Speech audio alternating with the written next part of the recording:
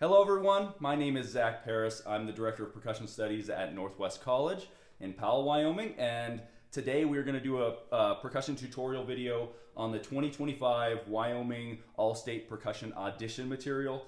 And we're going to start out with snare drum, we'll move on to timpani, and we'll finish out with the keyboard material.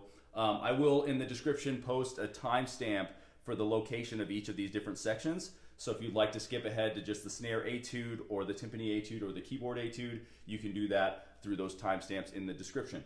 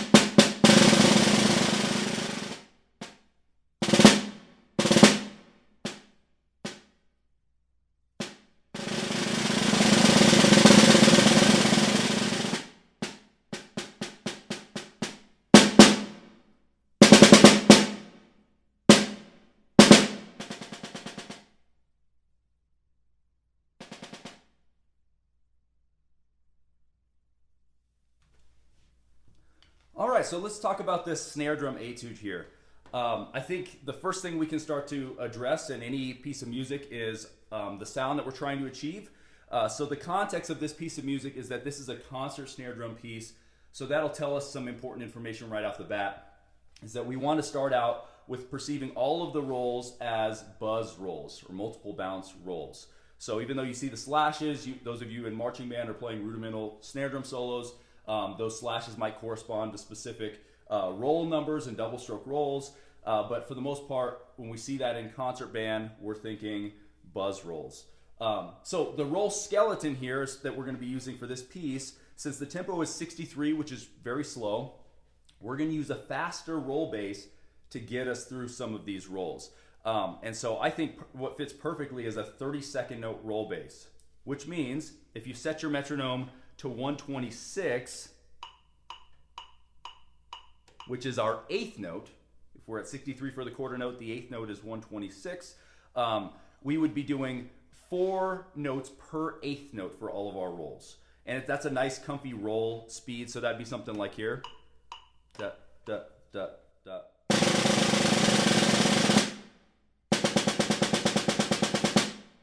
Which is going to feel very natural as you're going through these different dynamic changes. It's comfy at a quiet dynamic, it's comfy at a louder dynamic, so we don't have to do many changes on that side of things if we don't want to, which is great. I also like to work on these dynamic changes from edge to center.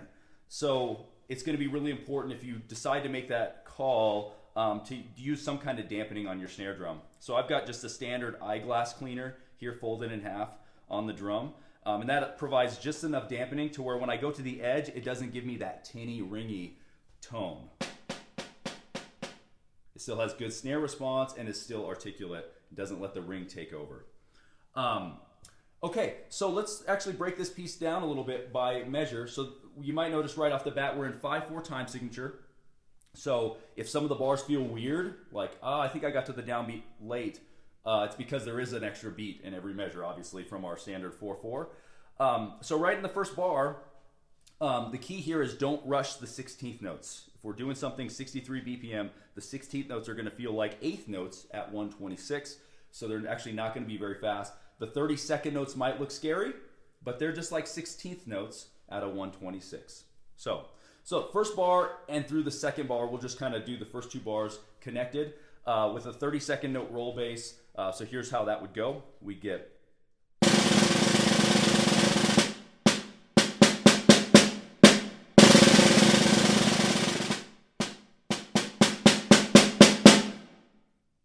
really, for the sake of an audition, you could do all of the slower, the 16th notes and the 8th notes on one hand if you wanted to. Obviously, as a student, you should be trying to gain some dexterity and being able to balance out your right and your left hand. But in a recorded audition, you could totally make the call to go like this.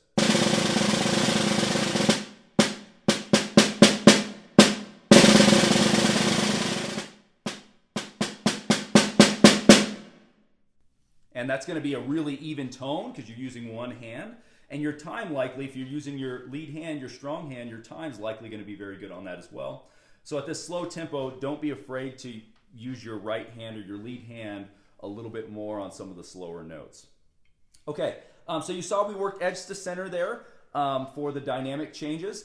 The decrescendo in the second bar does not have a dynamic level that it gets to, so it kind of leaves you a little bit of leeway there on how low you want to make that roll come before you make that final crescendo. But I kind of probably got around mezzo piano-ish, somewhere in there. So that brings us to measure 3. Measure 3, these rolls are kind of unique because the composer lists this in his commentary. I know you guys probably didn't have the commentary provided to you on this, but measure 3, he mentions that the 2 rolls in measure 3 should both start at a forte level. The indication as printed might suggest that the second roll is softer because you do a decrescendo off the first roll and then you would decrescendo again, but both rolls should be identical. So with that in mind, I think it's important to note that if we want the 2 rolls identical, we have to leave room for the final quarter note of the bar. So the second roll has to have a little bit of space to get us to that pianissimo quarter note at the very end there. So I'm going to separate that roll a little earlier than the next beat. I'm not going to tie it to the next beat. Okay, so the roll skeleton might look something like this. We're going real low tech today. Got the good old whiteboard out. So you're seeing 32nd note roll bass. We've got an 8th rest on the first beat. On the and of 1, we start with 4 32nd notes. On beat 2, we play 4 32nd notes in the first 8th note, and then we get 2 32nd notes and a 16th note to cover the last part of that beat. So if you were to subdivide out 16th notes for yourself, because that is what the right hand is doing. When we do 32nd notes alternating, the right hand will be doing 16th notes. We're really getting and, 2, E, and, And that last note you'll notice is not buzzed. It's called the terminating note. It should be quieter than the rest of the buzz roll. So the roll doesn't end with a buzz, which always sounds a little odd. The roll ends with a pronounced close to it, a single note, because if you end it with a buzz, it'd be... And it always sounds a little weird when you end with a buzz. So I would highly encourage you to mess around with these terminating notes. And so that note would be like, it would sound something like this when we put it into context.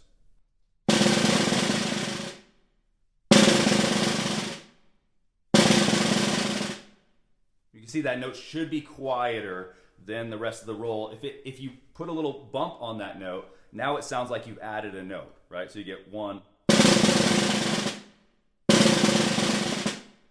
right? And we don't really want that close to be popped because it's not tied to another note. Okay, and so if it's quieter, then that'll also leave room for that pianissimo quarter note at the very end. So that would be something like here. 1.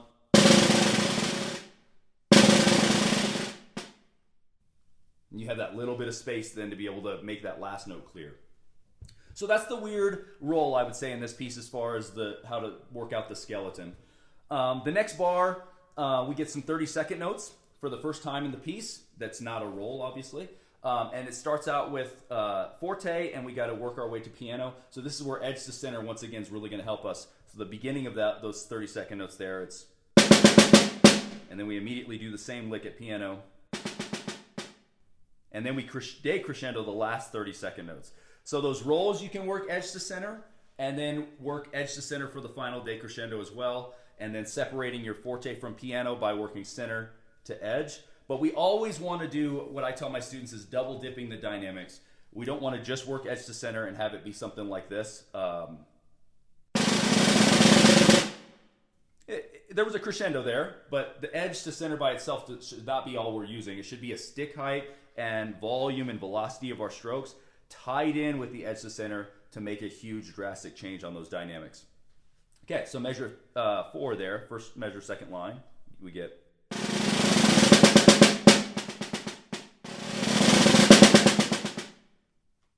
with all the edge to center transitions. So the next measure is the one where we get kind of our first weird rhythm going on, more broken subdivisions. This is measure 5, second measure, second line. And the composer has some good feedback for us on this measure as well. He said, measure 5 reminds us of another important principle of orchestral snare drum playing. Use one hand for single strokes in a series. Whenever a part can be executed by one hand, it always produces a more even and consistent sound. So this bar, with how quiet it is and you're at the edge of the drum, doing just the right hand, just the lead hand, is really going to help us stay consistent and also get a nice balanced tone. Because as you go towards the edge, you'll find you don't have a lot of leeway for one hand being a little higher than the other. You start hearing different tones between the two hands. At the center of the drum, you can get away with slight deviation and not really be able to tell, but at the edge, it's very exposed. And so if your hands are not quite at the same spot, we're going to hear a different tone on those sections. So that measure we get here. Let me check my tempo real quick. Yep. So it's 3 and 1.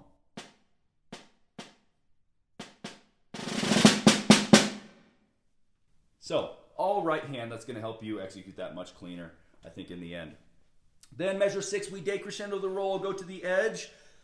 Measure 6 also has a unique shape. You'll notice there's a slash on a 16th note, a single slash, followed by an 8th note. This is something that if you're interested or been playing some marching band this time of year or some rudimental snare drum, one single slash usually we think means a double stroke on that note. However, in this notation system, we're talking about trying to make it an open roll. So not one double stroke, but rather a collection of double strokes to fill that amount of time. So the composer also had a note for us on this one. It says the 2 16th note rolls in line 3, measure 1, are most effectively played as a 5-stroke roll, which is double-double terminating note, or double-double accent if you want to think about it that way.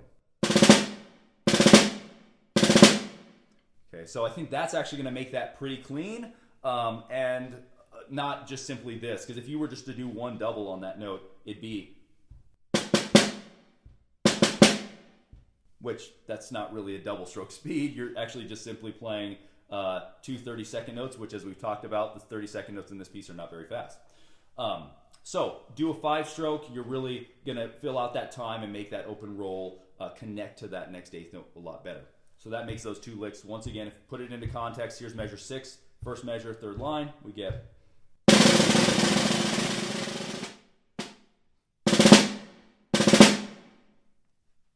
Yeah. Measure 7, the next measure is going to feature that same concept we talked about earlier. Play things on the right hand when you can. So that 1, 2, 3, and roll. I do all of that on my right hand until the roll. Let's see. Let's skip down. The next measure is pretty self-explanatory. Make sure, once again, you're working edge, center, back to edge on that crescendo. Don't give a big pulse or a big accent at the high point of that roll. Just let it be something here.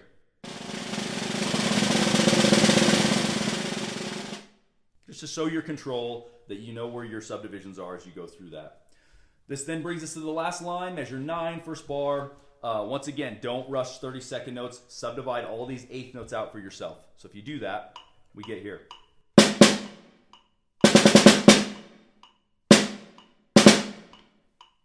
Okay, really powerful. This is a moment, it's fortissimo. It's kind of a nice grand finale kind of a thing before we end quiet afterwards. So subdivide out the 8th note for yourself. It's going to really help you be accurate on all of that. Last measure, really close to the edge. And don't be afraid of this quiet dynamic. A lot of times we start using these little wrist motions here. At the quiet dynamic, it's actually a good idea to use some arm.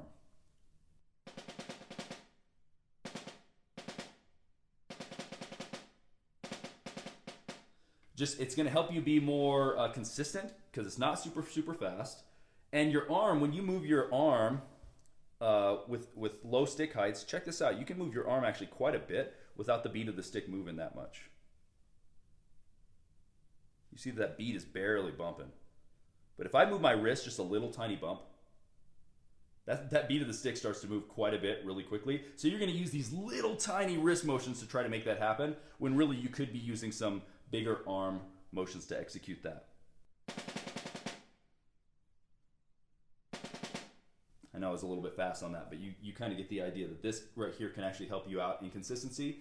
And especially as you get nervous in an audition setting, and you just need a way of locking in with some of these rhythms and not rushing, utilizing some arm is actually not a bad idea to make that accurate. Okay, there's the snare drum portion. Once again, we're going to skip ahead now and get right to the timpani portion of the audition.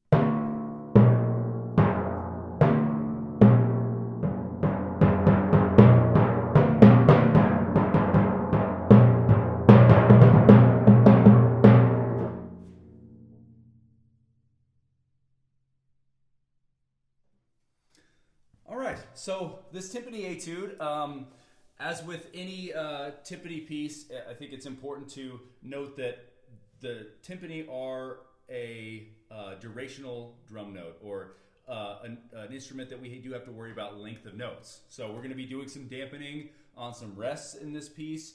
So if you haven't done that, there's some great exercises you can do to work on dampening. I would say, let me just give you a couple since we're on that topic right now. I think one of the cool exercises you can do is just playing alternating a high drum and a low drum, and dampen the high drum after playing it, dampen the low drum after playing it with the same hand. So like a...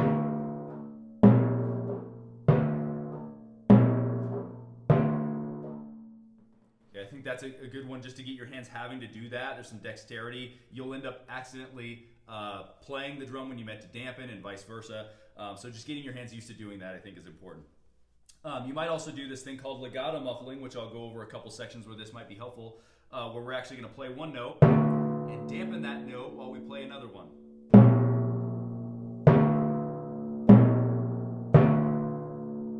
If you're wanting to work on that technique, you might do like various sticking patterns, like paradiddles, for example, and between the two drums, and every time you change drums, you must muffle the other drum at the same time as that new note. So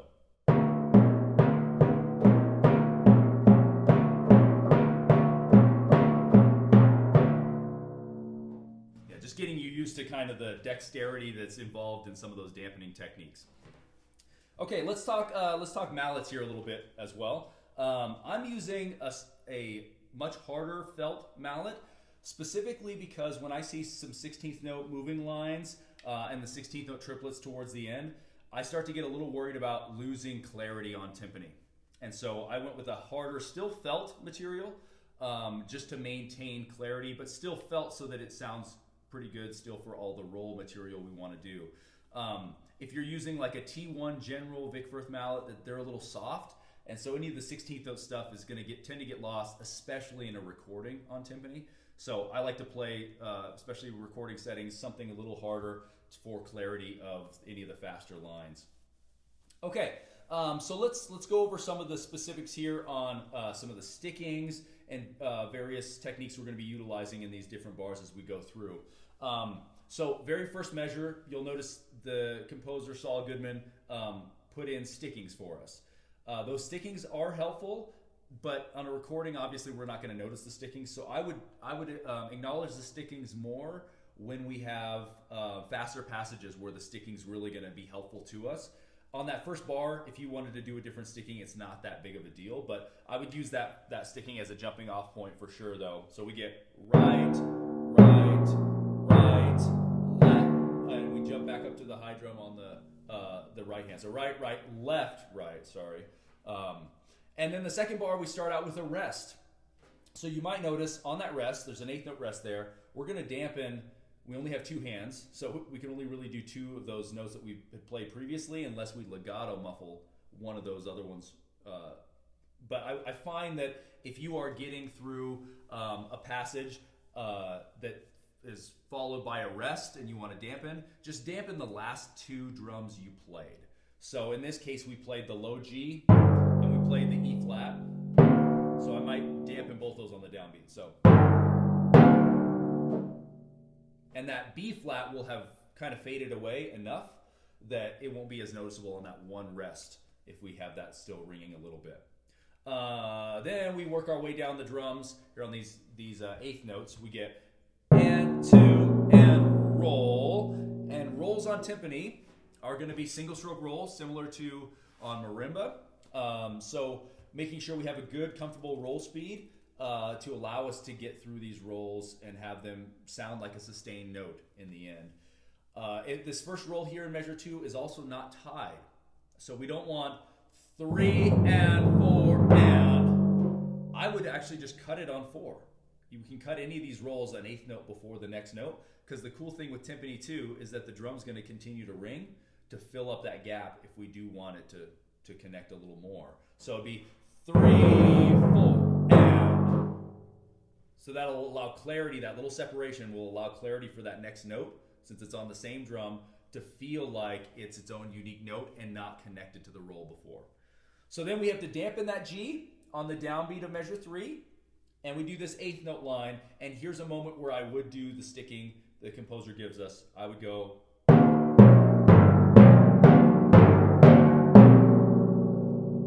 The reason why is that alternating is going to give us nice consistent tones. We're going to get nice power on each of those notes because we are forte dynamic. And you'll see there that he also provides you with like an altered sticking if you want to do it. Both those are great.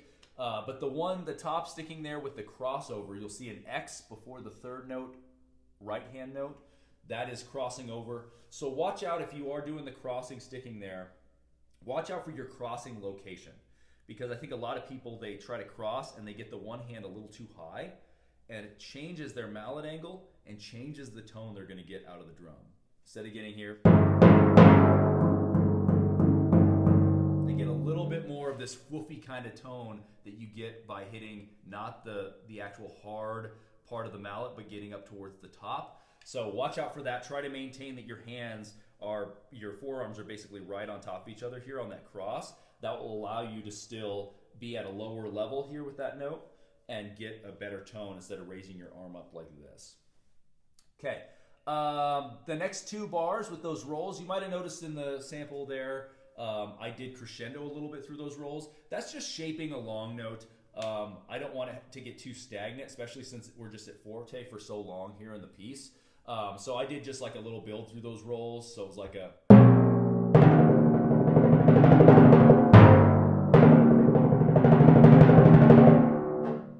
That's just a way of just making it a little bit more musical. Cool, so then that brings us all the way down to the second measure of the second line. And once again, we get this cool crossover pattern that happens. So your left hand gets to stay on the B flat, and your right hand goes from E flat to G, kind of back and forth.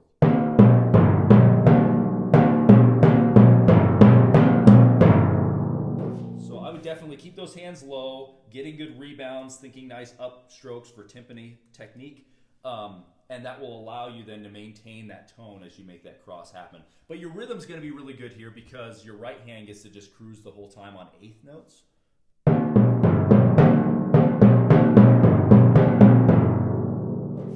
Just watch out when you're doing those crosses for your playing position. We want roughly about, on these 3 drums, about 3 to 5 inches in from the edge. So about 3 inches on the highest drum. And I'm going with the lowest 32-inch drum here on bottom. So that is going to be your 5-inch roughly marker. I didn't touch on this earlier, but this is a good time to do it. So the drums that you choose to use, this is a 3-drum etude. You might notice you only have 3 pitches at the beginning: G, B flat, E flat.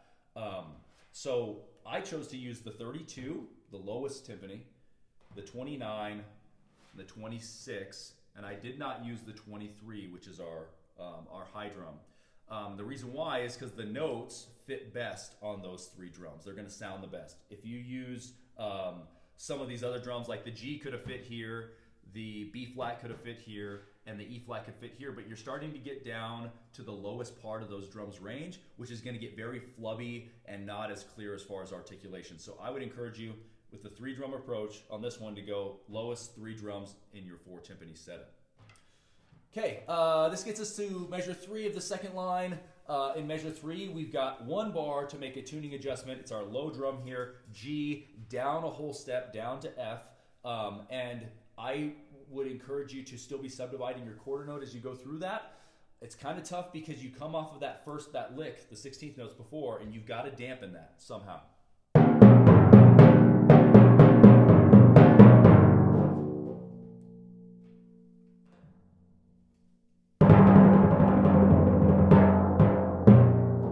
So to get that note correct, you kind of have to worry about that beat 1, doing a quick dampen, and on 2, 3, 4, you're making that tuning change. You can also get set ahead of time if you'd like.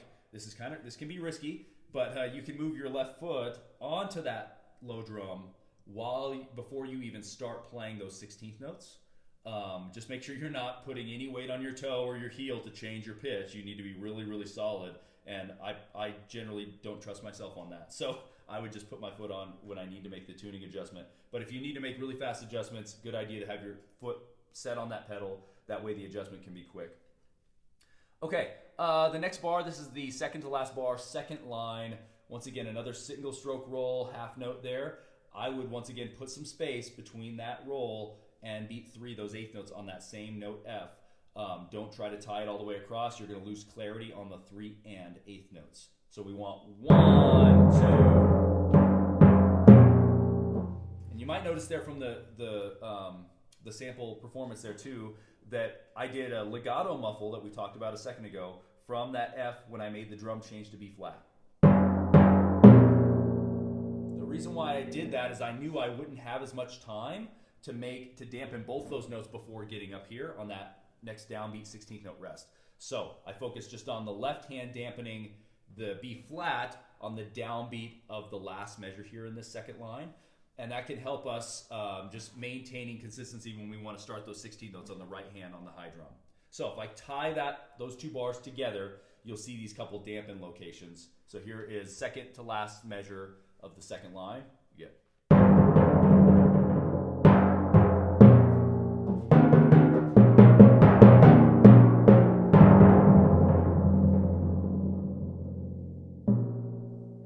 so that was the last 2 measures, second line, first measure with that long roll of the third line. So you'll notice we have last measure, second line once again. We dampen the B flat with our left hand on the downbeat. We play right, left, right for the E and A. Dampen with the right hand. And that allows your left hand to then take the E here because your right hand handled the dampen. So then you get left, right, left, cross as is notated there in your part.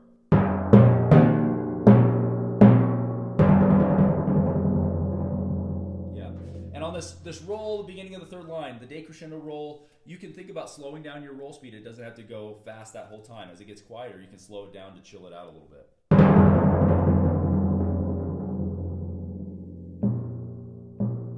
That'll also help the dynamic really come down too.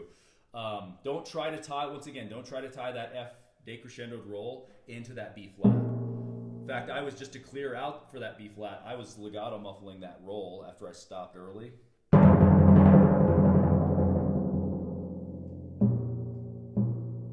Just to give clarity to start the next phrase. You'll also notice on some of these rolls, I'm diffusing the roll by going to opposite sides of the drum. Okay, instead of just playing here and trying to roll there. What happens sometimes when we roll in one spot is we get this trampoline effect on the timpani, and you'll feel like one hand gets double bounced. If you've jumped on a trampoline and double bounced somebody, you'll feel like your hands get double bounced by the bouncing of how the trampoline's working of the timpani head. So if you go to opposite sides, it's pretty hard to double bounce your buddy on a trampoline if you're on opposite sides of the drum. So that's kind of a reason for what we call diffusing the roll by going to opposite sides with that. Okay, I'm going to skip ahead just a little bit here because this next 2 bars, no dampening, just being accurate with the rhythm there is going to be important. So the next note change that we have is the second to last bar, third line, and it's changing that high drum E flat down to D natural. Okay, so that's going to be just a half step change. And you have a little bit more time to make that happen. But remember, in that rest bar, we've got to dampen the E flat, B flat that we just played on 4 and dampen on the downbeat, and then you can make your adjustment. So here's the bar before that rest where we make the change. We get.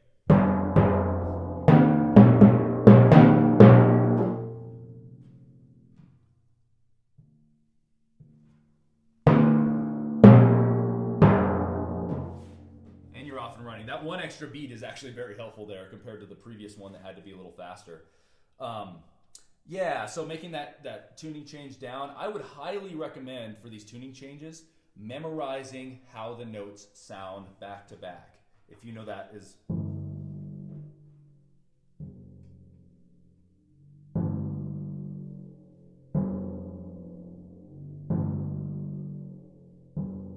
So your ear is already just in tune with what those two notes sound like back to back. So when you make your tuning change there, you're not having to bust out a pitch pipe and go through this process. You can kind of use your ear and say, okay, there it is. And you can quickly get there. Same thing on that half step going from E flat.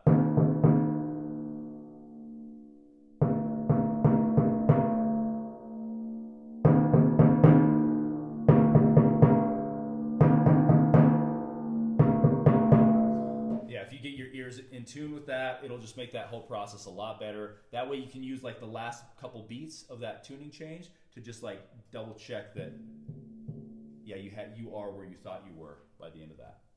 Okay, yeah, nice. Then that gets us then to those last quarter notes, the final grand finales coming up. We get a crescendo beginning of the last line. Watch out for rushing the triplets.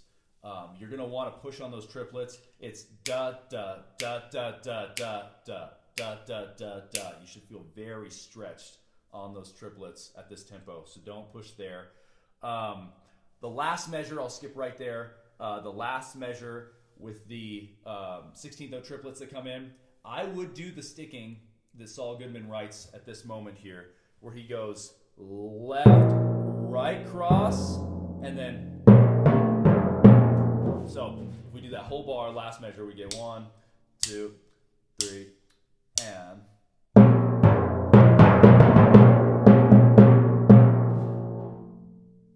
Right, so I think it's really, really good to maintain that cross. The reason why how the drum combination works on the triplet, you're really gonna want that to be left, right, left, right. Okay, so that's gonna really help you if you make that cross happen first, so that you can make that left, right sticking happen in there. Okay, at the very last note, obviously this is not where the piece ends normally. We actually go to more tuning changes, but you'll want to dampen that somewhat quickly just to show that, yeah, that was an 8th note still, but I wouldn't be overly obsessive with make it an 8th note and dampen right on the downbeat for sure. Just clear out the drums kind of right around that downbeat location. We'll be good. One more thing with the setup of these drums. So I made sure on my 3 drums here, I play sitting down specifically on those note changes. It's going to really help you if you can have your weight balanced on a seat, but just very minimally balanced on the seat. Most of my weight is still in my feet primarily, but I am kind of leaning back on this seat. It brings me down to the drums level because I'm a little taller, but it also allows me then to be in the exact same spot as I'm playing, and I can pivot around. Okay, so make sure when you have your drums set up, do a quick double check that when you just kind of do one of these, you're right above the right playing positions.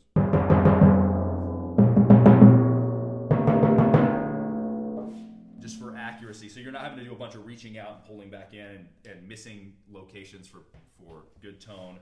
It'll just keep you more balanced and more consistent there. Okay, so next we're going to move on to the keyboard portion of the audition. So here it is.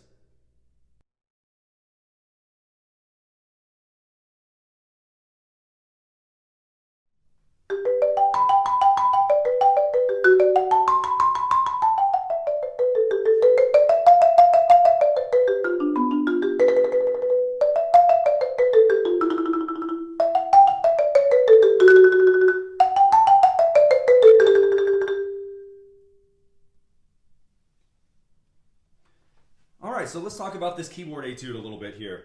So first big consideration for you in playing these keyboard etudes is what instrument are we going to use? I'm choosing to use a marimba specifically because on some of these 16th note passages, it's going to be a little bit more legato and get a little more resonance to really help connect the lines, versus if you're using a xylophone, it's going to be a little bit more short and staccato sounding, and it's harder to blend together some lines and be more legato, especially following dynamic phrases and all of that on xylophone. As far as mallets, some of you might not have a marimba at your disposal, so I'll talk about mallets for xylophone as well. For marimba, I'm using like a medium hard mallet. So these are the Robert Van Cise M114s, Vic Firth Robert Van Cise signature mallets.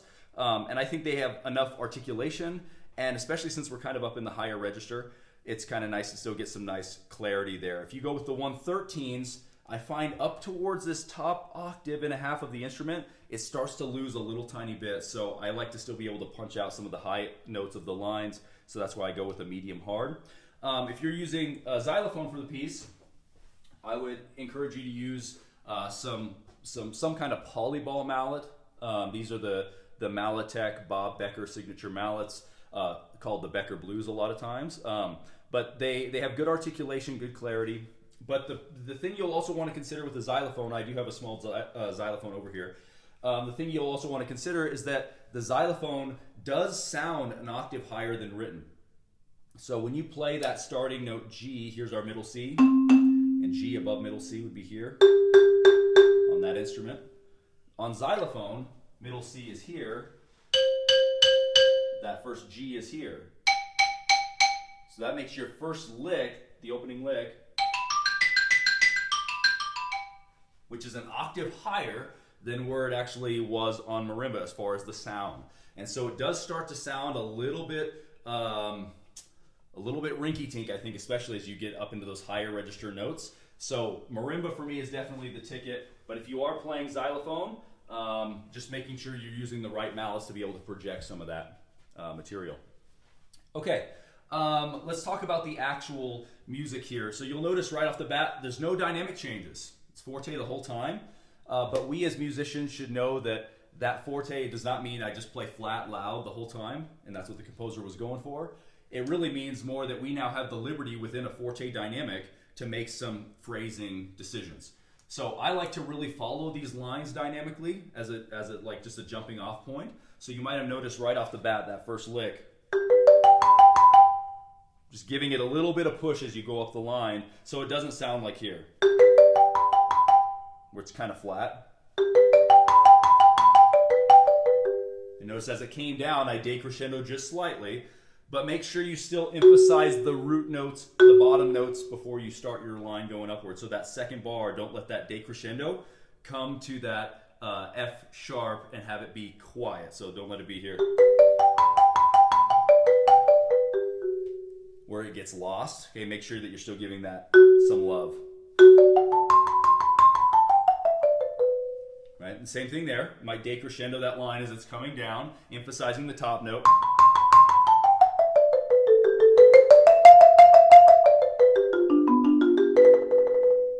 Right? So if you're following that line, I think it's a good just jumping off point for dynamics and actually making music out of this etude so it doesn't sound too robotic. Okay, as far as the rolls as we're going through this, making sure we're always doing alternating single stroke rolls. I think if you've got the chops to do something faster than 16th note triplets, that's kind of where we'd want to be on this allegro tempo. If you're just doing 16th note triplets, you can still make it work, but it starts to sound a little bit more rhythmic as we slow down the roll speed, and we want it to sound like a sustained tone. So the goal should be da da da da da da da da da, versus having it sound like da ba da ba da ba da, where we hear the separation of notes. So definitely try to get your hands moving a little quick, especially since we're up in the higher register of the instrument. If we were down low, we could slow our hands down and the roll would still sustain for us. But as we get up into this upper register, we want to make sure we're going fast enough to be sustained. Sticking wise on this piece, I think it's really important to alternate your hands. On keyboard, your time's going to be a lot better if you just get to do this the whole time on these 16th notes. And as you do other weird stickings, it's also going to change up your phrase at times, and you might not get as connected of phrase ideas. So I start the whole thing on my right hand and alternate, even here, That's probably the second bar is probably the weirdest spot for sticking if you're alternating starting on the right, because you're going to get a right and then under with the left. But fortunately, if you're going to the center of the bars on the black notes, which you should be, you're going to be up a little further vertically on the instrument here, and it clears some room for your left hand to be kind of ready for that D natural. Yeah, but then keeping going. Alternating still. Alternating still.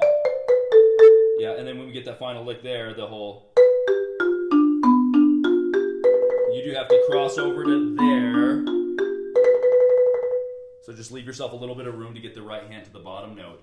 But that's just going to make your rhythm much more connected, and phrases, dynamics, and following the shape of lines. You're not going to have notes that just jump out all of a sudden if we get to do this the whole time. Okay, a couple of spots where the rhythm could get weird in this etude are where we see the rests. So in the second line, measure 4, second measure of the second line, we get a rest on 4 after that roll on the B natural, right?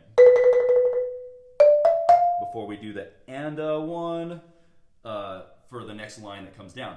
So it's where do we resolve, where do we end that roll? Because here's where I think some people are going to struggle rhythmically, is they'll do that roll and not subdivide the beat where they're at. So I think you can actually terminate the roll in that roll on beat 4 where the rest is. So it would be 3, 4. 3, 4. Yeah, you get the idea. You end it on 4, 3, 4. 3, 4. 3. And that will allow each of the rolls to be the same length of time, including the last roll. It'll keep everything kind of subdivided the right way. You might even, if you want to get really picky with these rolls and have them feel the same, you might actually create a number sequence that you're doing. So if you're doing like a 7-lit on those rolls, or whatever your hands naturally for roll speed come up with, plan it out and have it be consistent. That way when you're doing it in time, it's not like, oh, this roll happens to be a little longer, this one's shorter, this one's faster, this one's slower. You can kind of keep consistency on those if possible. Okay, so once again, thinking about your sound on the instrument, thinking center of the bars. I know I referenced that earlier, but think center of the bars on black keys and the white keys to avoid this kind of inconsistency of sound. So I try to really get just off center, maybe around the rails. That's kind of the rail position where you think about the resonator, the circle of each resonator. There's a rail that's on each side of it. If you're right around that rail location, that's kind of the most resonant location. You can do that on the white keys as well, just to maintain a consistent sound. Because I hear students do this all the time where they try to go edges and they don't actually play edges. They play closer to right up on top of the bar, where you start getting closer to the string or the node that passes through the bar. You can tell already, tone's a lot different. And I'm not even hitting the string, I'm actually just playing right up on top. If you want to play edges, play all the way at the edge. Like your mouth's about to fall off the side. You can get away with that, especially on really fast passages. But for this etude, we're not really hauling. So I would definitely try to get to the center of the bars if you can. Thank you so much for checking out this tutorial today. I hope it was helpful for you. If you do have any questions or if you want any help on the audition material, I'm really happy to help. My email address is Zach, Z-A-C-H, .Paris, like the city, P-A-R-I-S, @nwc.edu. Shoot me an email. I'm happy to chat with you. If you have questions you would just want to email my way about some of these etudes or anything relating to percussion, I'm happy to help out. And if you are a graduating senior and are interested in studying music, here at Northwest College, we have an amazing music department. I'm happy to hook you up with a free lesson to chat about your percussion goals, help you out, give you a bunch of stuff to work on, and also chat maybe a little bit further about the opportunities here at Northwest College. All right, thank you, everybody.